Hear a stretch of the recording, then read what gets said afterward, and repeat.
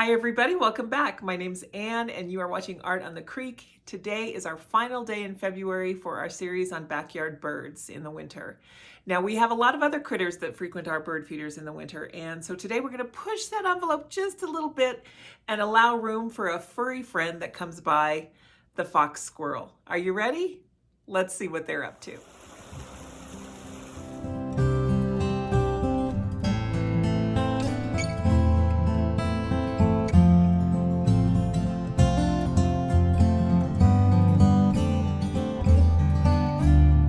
Here's a very familiar scene. I'm sure you all have seen something like this where the squirrels are chasing one another looking for first access to the feeder. Here is the grand king, the grand poobah of our yard. He wouldn't sit still long enough in the snow. And that's what I really wanted to do today, was to paint the squirrels in the snow since it is still winter. And even though that guy is just so regally beautiful, I really like those two having the little standoff in the snow. Now the paints we're going to use today, this is a set I have of white knights. They're made in Russia, and I will get more information on these when I do a review of these paints. So for now, just suffice to know that I'm not sure if they're still available because I did get these long before the war began with Ukraine. So I'm not sure if I enjoy these paints, but I will get into that more with review. It could just be because I'm in a very dry climate and they're kind of hard to re-wet. So I'm going through the drawing here at double speed, and I think what I'm going to try and do is just kind of block things in a little bit. So I'm just marking basic features on the squirrels. It's a very cursory drawing, a very rapid sketch. So let me skip to the end of that, and we're going to continue to kind of sketch with our paintbrush today. So here we just finishing up the drawing on the second squirrel, excuse me. And first off, before we go any further, I want to apologize for any background noises you may hear, or I'm hoping you're not getting any feedback on this audio. I just ordered a new microphone and I'm hoping that will solve some of the problems. I do test these videos several times before I actually publish them. I test them on 3 different devices, and I can never hear any audio distortion. So the only thing I can determine is that there must be something that gets corrupted when I upload them to YouTube. If you are experiencing some audio abnormalities here, or it's just some too much background hissing or whatever it is, I'm going to apologize profusely because I know how annoying that can be. And just the only advice I can give right now is a workaround to turn on the closed captioning, and hopefully my new microphone will help avoid all these issues. I feel real bad about that, and I am so sorry. I'm going in at first, putting the shadows in with the snow, and I'm doing this very, very generously, just kind of, to be honest, at this point, I don't really know where this painting is going. I simply know that I want to get some of these shadows in so that I can anchor these squirrels. I have found that when I am drawing wildlife in the snow, I like to get the shadows in first, because that helps me to anchor and determine the values on the animals themselves. Now, a lot of times you don't have to leave the snow bright white. However, the sun typically shining on the snow here is so bright that it really does give the snow kind of a white glow. So the color that I wanted to use for these shadows is a cobalt. And you'll see what I'm doing with that cobalt blue is going in and then laying the shadow down, and then going back over with water to kind of spread that around. And then I've blotted up the excess with a paper towel. So right now I'm just deepening that shadow directly under that squirrel and still using the cobalt here. The brush I'm using is a Princeton Neptune, and I've used a mix of my number 8, number 10, and then I do also pull out a Princeton Heritage 6. The Heritage series is not my favorite for watercolor because it is, I think, a Taclon or a nylon filament, and I find that not enough water holds on those, and it's harder for me to do a technique that I really love, which is to splay out the bristles. So I really prefer using these faux squirrels. I'm using a faux squirrel to paint squirrels. That just occurred to me. Anyway, it doesn't take much to make me laugh. I've mixed just a touch of lamp black with that cobalt blue. And actually, to be honest, with this set, I'm kind of glad it has the lamp black in it, because a few things are lacking from this set: a burnt sienna, an indigo, and a Payne's gray. And I'm just trying to make that cobalt just a little bit more shadowy. So I've gone ahead and gone into the lamp black, which I usually don't use. So it's kind of nice to have it here. And I'm just kind of blocking it. I'm going to put some a rock wall kind of in the back because I didn't want to paint that bridge in there. So I'm just adding that in for now, just kind of getting some shapes blocked in. And now we're going to go into that yellow ochre, and this is, they call it ochre light.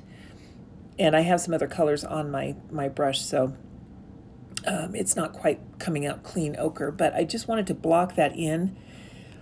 So far, all of this painting is more just me providing anchor points for myself to give myself visual reminders of what's going to happen. And if I have found that if I can get those base values put in first, that helps me decide, as I mentioned before, how deep to go on the values of the main subject.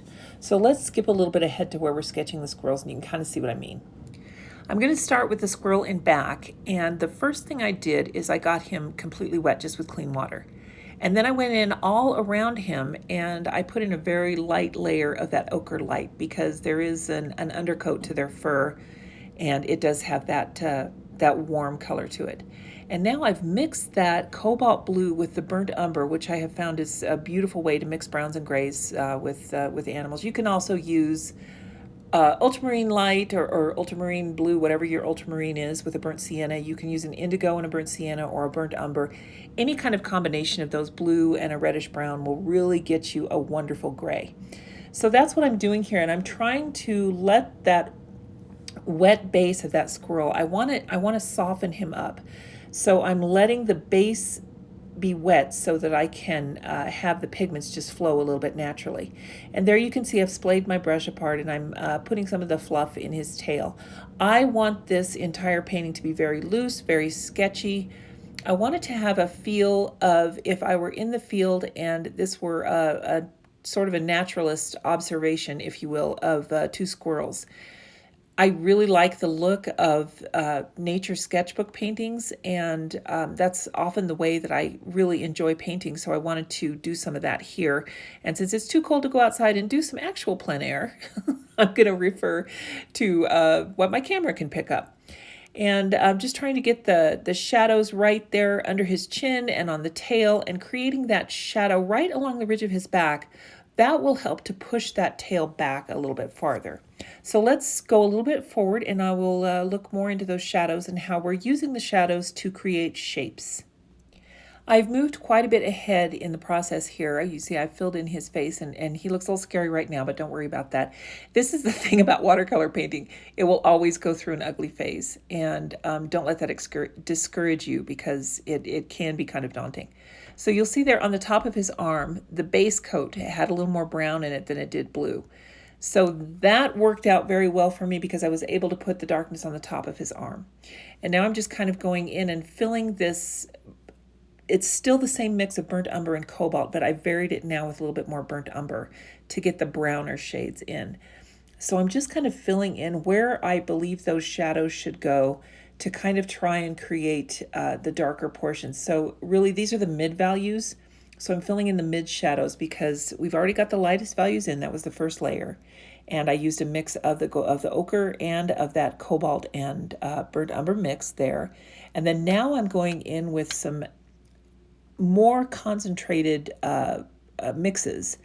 And this is where I'm putting in my mid layers. And you'll notice that when you're painting along like this, where you do your light values first, and then your mid, and then your dark, and there's no set formula to this. You can go in different orders. But what I like doing it about this way with the snow is you can see the colors in the snow change.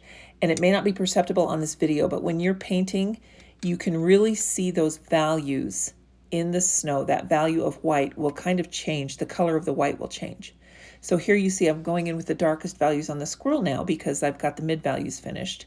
And I'm just kind of creating this, the darkest values of his fur where the shadows would be. So let's skip ahead, and these shadows will finish up, and we'll see the detail that we added onto him.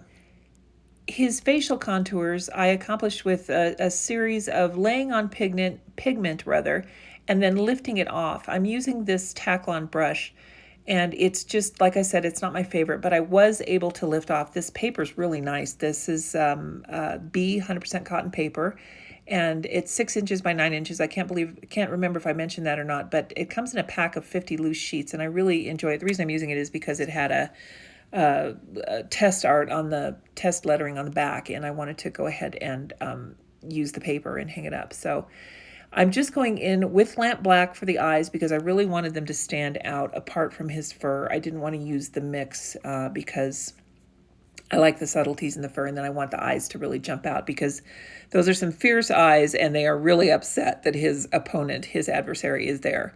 So we'll go ahead and use this lamp black for his claws and for his eyes. And on his left arm, the one on our right, in my photo, I couldn't exactly tell where those nails are, so I just kind of made something up. It could be my eyes, it could be my monitor. If you guys are using my reference photo, maybe you'll be able to see it just fine. And now what I've done is I've mixed some more of that cobalt blue and just darkened it just a touch with that lamp black. And I've gone in and deepened those shadows around the squirrel. Now this is where you have to trust the process, because your watercolor is going to I can't talk today, I'm so sorry. Your watercolor is going to dry a couple of shades lighter than what you put on. So remember that when you're putting in these shadows and it looks so shockingly dark, it may not be too dark. It's always best to err on the side of caution, though, so if you feel more comfortable going in very lightly first, that's fine. You can always darken it later.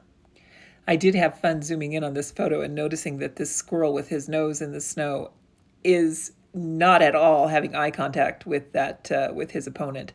And it seemed like he was kind of trying to sneak in to steal away a nut, and the other guy sure ran him off. So here we have this very subservient squirrel, and I wanted to go in with a darker base layer. I'm still using the same colors, the mix of the cobalt blue and the burnt umber.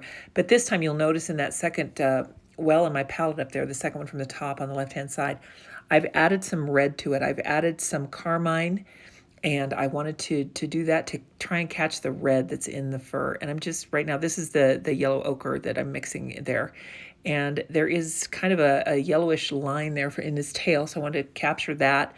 And I'm just going in very loosely and blocking in his fur here, his floof on his tail. I did notice that his fur tends to be a little bit more spindly, so I kind of took the liberty of that and spent some more time on his tail defining these lines of fur fronds. I don't know what you call it, floof, his tail. And I wanted to put a little more detail in that because his tail is not as lush and soft as the squirrel behind him. So I wanted to define some of those hairs a little bit without being too definite. This is, again, I still wanted to be really sketchy to keep that feel of a very loose, active drawing, but I also wanted to provide a little bit of insight into the differences between these two squirrels. Now let's zoom in just a little bit here for you, and you can see the detail a little bit on that squirrel's back, the one in the foreground. I've used some dry brush technique. And what that does is once again, it allows your art supplies to do the work for you, which is my absolute favorite thing in the world. By using the dry brush technique, which is taking that belly of the brush and skimming it across the surface of your paper. Now remember, your watercolor paper has an uneven surface. It does have some peaks and valleys. And I want to say this, the B paper here is cold pressed, so it's got a little bit more texture than a hot press paper would. So it was a good candidate for this, and the subject was right. I'm just taking that belly of the brush and I rub it across the paper, laying the brush down almost in a horizontal plane. And then it catches the very peaks of the paper and creates a wonderful highlight that's just natural, so that you can develop those highlights and shadows then as needed from that point. So I really like doing that. It gives me another great basis from where to judge how much more shadow to put and how much highlight I need to leave. So you can see I've gone in and darkened that shadow and then made sure it's completely dry, because now I'm going to go in and do his eye. Once again, I'm using the lamp black. In the photo, I don't see a highlight in his eye, but I really want to leave one, because I have found that if I don't, it ends up looking like the animal just has a little BB inside of his head, and it just doesn't look right. So I add that highlight because if it doesn't work out, you can always cover it up later. So I just really like to add the highlight. And now I'm just kind of deepening the shadows along the bottom of our squirrel here, because he's kind of not only backlit but also in shadow. So I'm just making sure I've got all of these shadowy bits the level that I want them. Now, just like we did with the squirrel up behind him, this foreground squirrel, we're also going to go in with that cobalt lamp black mix and deepen these shadows around him right at the points where he will be touching the snow. And then I'm just taking a wet brush, pulling those shadows out, and then blotting up the excess. I found that a paper towel leaves a good amount of texture on your work, And it also provides a nice natural way to create texture for shadows in snow. Well, it is time to tackle these rocks back here, and I am just using very vivid brush strokes. I'm going to say energized brush strokes, very vibrant strokes, just to fill in color in the back. What I'm working on here is a rock wall. This particular rock wall doesn't exist in our backyard, so it's just kind of something out of my imagination, but I really didn't want to do those fence posts that are the weathered posts on the bridge. The bridge is covered with snow. The wood looks kind of, it doesn't have context, just sticking out of the snow. So, if you wanted to do some weathered wood, you sure could, but for this particular purpose, I thought a rock wall would make a little bit more sense. So I'm going in, there's just some cobalt blue you can see with just the variances of that color, and I'm just trying to get the blocked in values of lightness and darkness. And for this technique with a palette knife to work, you kind of want to have a lot of paint on the surface. You can see how wet that is. I'm just creating texture. I'm just going through and scraping bits to kind of try and get the clefts in the rock. I'm just using my imagination and just kind of putting these scrape marks in wherever I think they would fall. This isn't necessarily how I ended up drawing the rocks, but it does help to spread that color around, and it will just naturally establish for you a varied geometrical plane of lightness and darkness, which is exactly what a rock wall is. If you don't have a palette knife, you can use a credit card or a gift card that you're not using anymore, and you can cut it up to whatever shape will work for you. So I want to get this dry a little bit first so I can judge my values, and then I'll go in with another layer of watercolor before I go in with some detail. This is just another example of how you can really use the transparency of watercolor to your advantage. There is so much texture under that base layer, and now I can go in and add the highlighted colors of the rocks, and I don't mean lighter areas, although right now as I speak, that's what the yellow ochre is. It's showing some lighter areas. The featured colors of the rocks. I can go in now and really add where I want these colors to be, and put a little bit of the beginning of a shadow there down at the bottom. Now I've skipped ahead, so you missed that I did use the heat tool on this again. You want to make sure this is completely dry before you go in, because if your paper is wet and you're going in with a pencil, you can leave some permanent marks there. Now that is a technique if it's something you want to do, but I did not. I wanted to avoid any kind of permanent dents in the paper. I just wanted to make sure it was dry so that I could add this graphite shading. This is a graphite aquarelle by Faber-Castell. It's just a 2B pencil. It's really nice. It's fun to use.